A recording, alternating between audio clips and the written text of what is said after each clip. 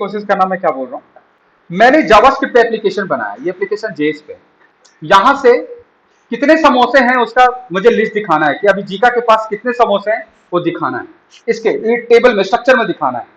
या आप समोसे को हटा देते हैं, अब समोसे को हटा देते हैं, बेसिक बिजनेस का हटा देते हैं। अब समझते हैं फ्लाइट पे, एयर इंडिया, यहां पे पेटीएम है। पेटीएम को दिखाना है कि एयर इंडिया की कौन कौन सी फ्लाइट किस किस दिन है, वो किसको रिक्वेस्ट करेगा। एयर इंडिया का ये है एयर इंडिया, रिक्वेस्ट किया पेटीएम ने, एयर इंडिया ने रिजेक्ट कर दिया। बोले कौन है तुम, कौन है, कोई मांग लेगा तो मैं उसको दे दूंगा, ऐसे ही कोई भी टिकट बुक कर लेगा ऐसे। मेरे साथ डील करो, पहले बिजनेस करो। बेटा इसका बंदा गया, इसके बंदे गए, आपस में मीटिंग हुई, फिक्स हुआ, और इसके इंजीनियर ने बोला कि जब भी तुम्हें डेटा मंगाना होगा तो साथ में एक टोकन भेजना, तो टोकन मैं तुम्हें बता दूंगा क्या भेजना है, तभी तुम्हें मैं डेटा दूंगा। इसे वेरीफाई होगा टोकन से कि तुम्हारे मेरे साथ डील हो चुका है। क्लियर हुआ? तो टोकन लेकर कौन जाएगा, एचटीटीपी। कितनी बार, बार बार, जब उसको डेटा चाहिए होगा बार बार। नहीं तो ऐसे तो कोई भी बंदा मांग लेगा मैं दे दूंगा, क्योंकि पब्लिकली ये डेटा अवेलेबल है ना, अवेलेबल है। अगर ऐसे छोड़ दूंगा तो कोई भी इंडिया का निक डेटा देख लेगा, कौन सा फ्लाइट कब जा रही है, क्या जा रहा है नहीं जा रहा है। कोई भी अपना वेबसाइट एक नया खोल लेगा, समझ रहे हैं? ये है डेटा प्रोवाइडर, ये इसका काम है डेटा देना। ये है मेरा वेबसाइट, वेबसाइट का नाम है kunal.com। kunal.com टिकट बेचता है एयर इंडिया का। तो कुणाल रिक्वेस्ट करेगा एयर इंडिया पे, वो टिकट देगा 3 महीने का डिटेल, और कुणाल 3 महीने का डिटेल जेसन के फॉर्मेट में देगा, और वो जेसन को ऑब्जेक्ट में कन्वर्ट करके यूआई पे दिखाएगा अपने कस्टमर को जो कुणाल के साथ टिकट बुक करने चाहता है। क्लियर हो गया? समझ में आ रहा है ना? अब इसके पीछे में डेटा मंगाने का, ले जाने का क्या प्रोसेस है वो आपको समझना पड़ेगा। तो सबसे पहली बात, जहां पे भी एपीआई मंगाते हैं इसका क्या लोकेशन पता होना चाहिए। तो लोकेशन कैसा होता है, ऐसा हो सकता है http air India API slash flight details, पहला लोकेशन मिला। कुणाल को बताया, एयर इंडिया की मीटिंग हुई तो कुणाल को ये लोकेशन दिया गया कि कुणाल अपनी वेबसाइट में अगर आप ये रिक्वेस्ट कर देंगे ना तो आपको 3 महीने की फ्लाइट का डिटेल दे देगा ये स्टेशन के फॉर्म में। बोला ठीक है। कुणाल गया, अपने इंजीनियर को बोला जिसने वेबसाइट बनाया था, यार एयर इंडिया से बात हुई है, ये लिंक दिया है मुझे, बोला इसमें फ्लाइट का डिटेल मिल जाएगा तुम्हें। बोला ठीक है सर, मैं इंटीग्रेट कर देता हूँ सारा। वो कोड लिखे, कोड लिखना वही एपीआई का जो मैंने बोला 5 से 6 लाइन का कोड लिखेंगे, वही है डिटेल कि डेटा कैसे मंगाना है। समझ में आ रहा है? ये फ्लाइट किसका है, 3 महीने का, मंगाने का, बुक करने का नहीं। बुक करने का अब अगला लिंक देखिएगा, समझ में आ रहा है? बुक करने का अगला link http air India slash API book ticket. क्या है? Book ticket.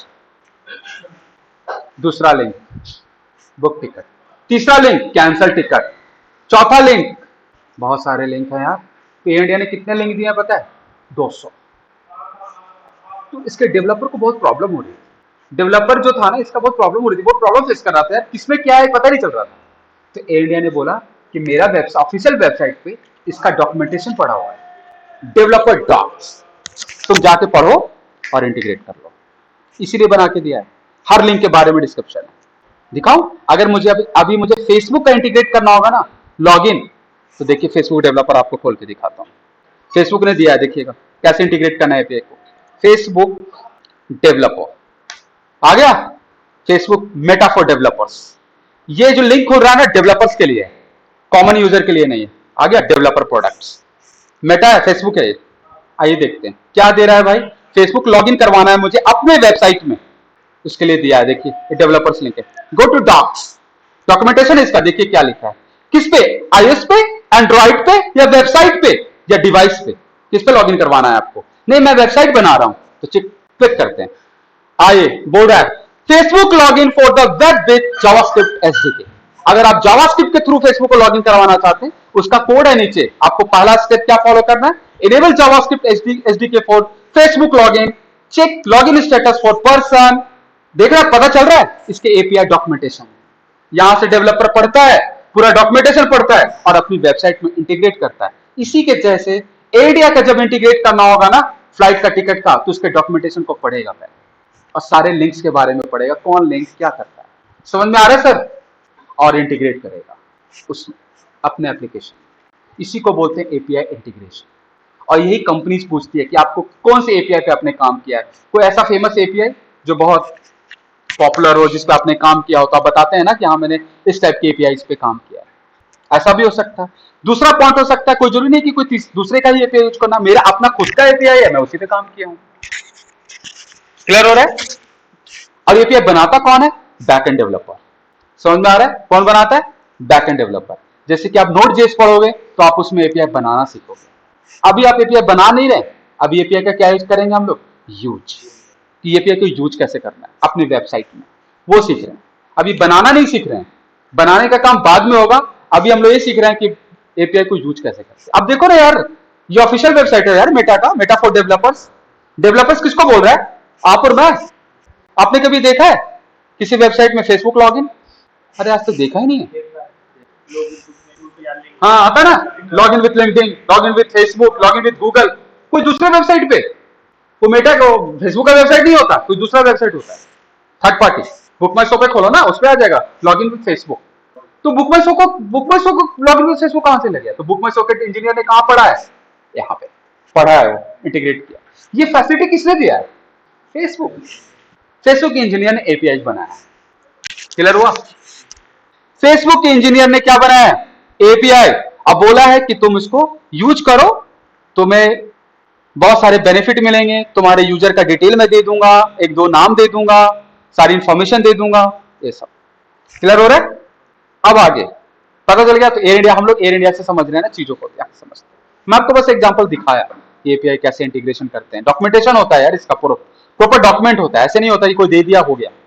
ठीक है, इसका ऑफिशियल डॉक होता है, पीडीएफ में होते हैं, पीडीएफ में डाउनलोड कर लो, उसको पढ़ते हैं डेवलपर, टाइम लगता है पढ़ने में कि कैसे कैसे बोल रखा है उसने, कैसे कैसे आपको हिट करना है, डेटा मंगाना है, क्या पुश करना है, क्या मंगाना है। तो पेटीएम है ये बुक करने वाला, या kunal.com है, कोई भी xyz.com हो जो टिकट बुक करता है, इसके कस्टमर होंगे। ये कस्टमर का डेटा लेगा और डेटा किस पे भेजेगा? एयर इंडिया पे। अब बोलेगा टिकट बुक करो इसका, उधर से इसके पास क्या आएगा? कंफर्मेशन। कंफर्मेशन भी किस में जाएगा? जेसन। रिक्वेस्ट करे किस में करेंगे? जेसन। अब मान लीजिए कोई फाइल भेजना है, सब जेसन नहीं होगा, वहां पे अलग केस होगा। फाइल भेजना है तो अब देखिए, अब समझने की कोशिश करिए कैसे कोऑर्डिनेट करते हैं। ये दोनों अलग अलग है, दोनों दोस्त तो है नहीं कि आपस में पहले से सब बातचीत हुआ रहेगा, दोनों अलग अलग है। मैं अभिषेक को नहीं जानता हूं, अभिषेक एक लड़का है यहाँ पे, मैं अभिषेक को बिल्कुल नहीं जानता, भरोसा करूंगा मैं? नहीं। तो हम लोग दोनों में, अगर हम लोग दोनों में कोई सिक्योर ट्रांजेक्शन हो रहा है मान लीजिए, तो हम लोग दोनों क्या करेंगे? ट्रांजेक्शन होने देंगे इजिली? नहीं। बताओ तुम कौन हो, पहले तुम हो कौन, कहां है तुम्हारा घर, सारी डिटेल दो। तो ये भी जब इसको डेटा देना होगा ना, तो सारी डिटेल मांगेगा, और ये यहां से इसको डिटेल मांगेगा, ये इससे डिटेल मांगेगा। और जब तक वो सारा कोऑर्डिनेशन नहीं होगा, तब तक ट्रांजेक्शन, वो जो आपका डेटा का ट्रांसफर होगा प्रोटोकॉल के थ्रू, वो कंप्लीट नहीं होगा। मतलब अगर ये कोई डेटा भेज रहा है, तो इसको बताना पड़ेगा कि किस फॉर्मेट में डेटा भेज रहे हैं। एपीआई किसका है? इसका। एपीआई किसका है भाई मेरे? इसका। तो ये बताएगा ना कि आपको कैसे डेटा भेजना है। अगर वो रूल को फॉलो कर रहा है तो ठीक है, नहीं तो रिजेक्ट कर देगा। क्लियर है? तो ब्राउजर था, ब्राउजर, तो ये रिक्वेस्ट कैसे होगा यार? रिक्वेस्ट, बात तो अटक गई कि रिक्वेस्ट करेंगे कैसे? ब्राउजर में तो वेबसाइट खुल जाता है, तो ब्राउजर से करेंगे क्या? नहीं, ब्राउजर से तो वेबसाइट खुल जाता है।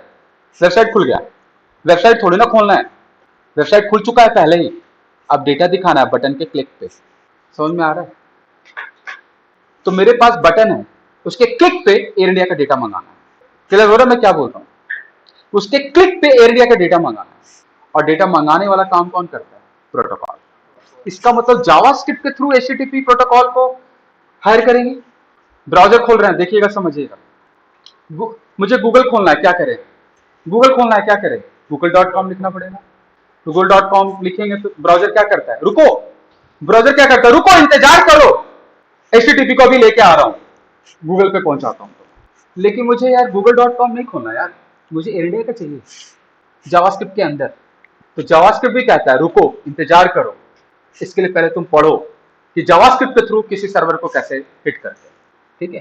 तो जो ब्राउजर जो काम कर रहा है ना, वो जेएस भी खुद कर देता है। मतलब ब्राउजर वेबसाइट इसे भी खुलेगा और इसके अंदर वो जेएस हिट करेगा दूसरे सर्वर।